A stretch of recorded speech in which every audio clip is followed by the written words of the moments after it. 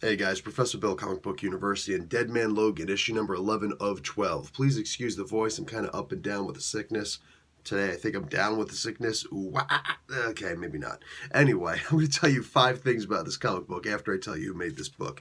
We got Welcome Back Logan, Part 5. Ed Brisson is the writer, Mike Henderson on art, Nolan Woodard on colors, and VC's Corey Petit on letters, Declan Shalvey on the cover, and Anthony Gambino doing the graphic design.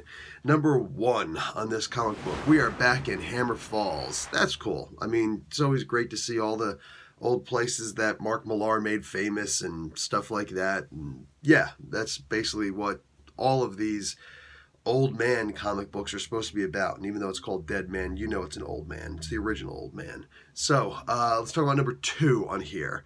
Mr. Sinister.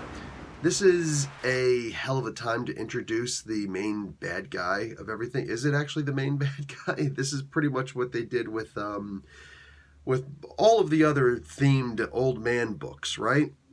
Excuse me, whether it's Old Man Quill, Old Man Hawkeye, Old Man, what else have they done? That one too, all of them. You know, they're always following the same exact motif that Mark Millar did, which is cute, but you know, I don't know, a little originality. Can you tell I wasn't a particularly big fan of this issue? What's more than that is that Sinister is basically saying that he is actually the supreme grand designer of all of the bad guy stuff here. And it's like, wait a second, so you're the one who actually gave the Red Skull all the ideas and he just stole your ideas? Well, I guess that makes him an even bigger bad guy. I don't know what the hell that means, but that's just really weak to me. And honestly, in my headcanon for this story, for that reveal to actually not only make sense, but to be cool, I have to just look at it as Sinister's a liar, because that's what Sinister does.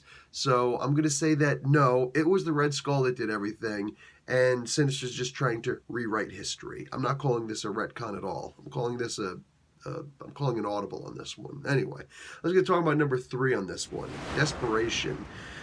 I know that the whole old man motif is supposed to reek of desperation. Unfortunately, this issue kind of reeks of desperation to me. The art is just simply not there, and it's been getting weaker with each issue. And maybe it's just because I'm sick. I'm usually really high on these old man books. I'm almost always high on something that Ed Brisson does. But again, maybe it's just because, you know, I'm sick and I just don't have the energy I usually do. My great spirits aren't there like they usually are. In this particular case, I'm just seeing the book is just, it's trying way too hard. Forget about the heroes trying to overcome insurmountable odds. No, the whole thing, I think that this old man motif has just been beaten to death and then clawed apart by bone and adamantium claws combined. Let's go about number 4 on this issue, Mjolnir. So we're in Hammer Falls, Mjolnir, hey. And of course, we've got a new wielder of Mjolnir, right? Of course we do. And I want to be happy about this. Unfortunately, since we haven't been focusing on this character at all, it's completely out of the blue and it's frustrating. And this easily could have been done better. Like, I respect Brisson as a writer more than most modern writers. I mean, I would put Brisson up against pretty much anybody out today. And yet, the way that this was written, I don't know, did he need more issues? Did he need less issues? We know that not every single writer needs 6 or 12 issues, you know, exactly enough to fit properly into a trade paperback.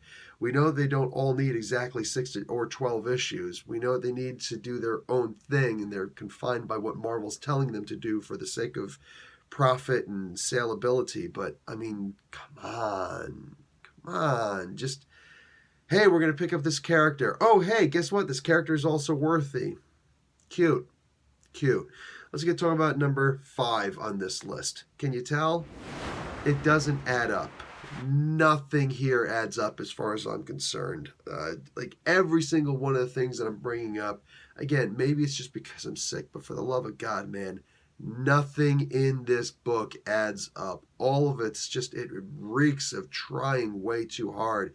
Hey, I'm going to go and release the Hulk, and I'm going to try and... It's one thing that you're biting off of, like, everybody who's doing these old man books. It's enough that you're biting off of what Mark Millar has done. And I'm cool with paying homage, but then there's also biting off of. And I try to stay away from the idea of, biting off of somebody else's idea. But then in a book where you are biting off of what someone else has done and what someone refuses to come back to because his story is told. Millar's story is told, and he has no interest in bringing these stories up again. He's done, right? So instead, Marvel says, let's start hiring people to do this, this, and this. So then for Brisson to come up and also bite off of the original Avengers movie with the whole Hulk smash, like ordering somebody to do, like, come on. I'm surprised he didn't have Captain America raised from the dead for 10 seconds just to be able to say that. The whole book just reeks of desperation, and it kills me. Again, maybe I'll have to revisit this book in a week or so when hopefully I'm better, but my God, man, the book was just weak to me. Anyway, yeah, I kind of have to read the final issue, right? The thing is it going to be the final issue? No, we know it's not. After Old Man Quill, we're going to get how many? We're going to get 10 more. Listen, let's take bets now, okay? I say 10. Who wants to guess how many other characters are going to make an old man, and at one point they're going to make somebody an old lady? Oh, DC already did that, biting off of Marvel, off of Millar. It's like, they're going to say old woman because, of course, how many more do you think that they're going to make in the Wastelands storyline, right? Your guess is as good as mine. Professor Bill, Comic Book University. Class dismissed.